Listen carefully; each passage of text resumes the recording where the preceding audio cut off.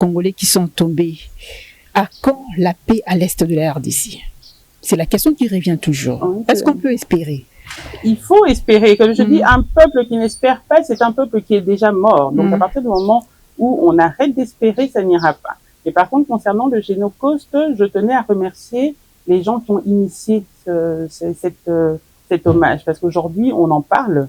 Mais il faut savoir qu'il y a quelques années, quand les gens en parlaient, les gens ne faisaient pas fi de ça. Alors, je salue quand même les personnes qui ont pris cette initiative à l'époque, qui se sont battues pour qu'aujourd'hui, cela soit reconnu. Donc, pour moi, aujourd'hui, je dirais, c'est eux, même si on parle des morts, mais c'est surtout les gens qui ont perpétué cette mémoire pour qu'aujourd'hui, on puisse se rappeler qu'il fallait honorer les nôtres. Et puis, l'objectif, c'est que la justice internationale puisse se saisir de la question. Oui. Voilà. Donc ça, je salue quand même ces personnes-là. On aura beau tout dire, il faut bien des gens qui mettent le pied à l'étrier pour que les autres suivent. Et à ce niveau-là, je salue. Le 31 juillet dernier, c'était la journée internationale de la femme africaine. Qu'est-ce qui bloque le développement de la femme africaine? C'est la guerre aussi? Elle contribue. Ce n'est pas que ça. Elle contribue, puisque qui dit guerre, c'est un pays qui est déstabilisé. Un pays qui est déstabilisé, et ça va influer sur tous les leviers de développement de ce pays.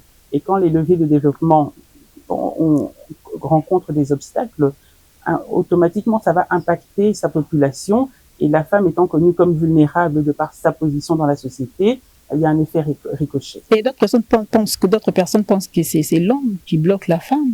L'homme ne veut pas que la femme se développe. L'homme ne veut pas qu'il y ait la parité, qu'il n'y ait pas l'égalité des chances. Voilà. Alors, je viens de le dire, donc il y a un effet ricochet qui s'opère. Donc, on a la guerre. Parce qu'on peut regarder au niveau mondial. Je pense que la femme, malheureusement, sa position dans la société fait qu'elle est rendue vulnérable. Même si elle est dans une société où elle s'est développée, où elle a accès au travail, rien que le fait de devoir porter une grossesse va l'écarter du milieu professionnel. Sa physiologie en tant que telle, comment on est constitué, fait qu'elle va rencontrer aussi des particularités qui vont influer sur le développement de sa vie. Alors je me dis, maintenant on est dans une société où malheureusement on connaît la guerre. La guerre va influer sur tous les leviers de développement. Quels sont les gens qui vont vouloir venir investir dans un pays en guerre?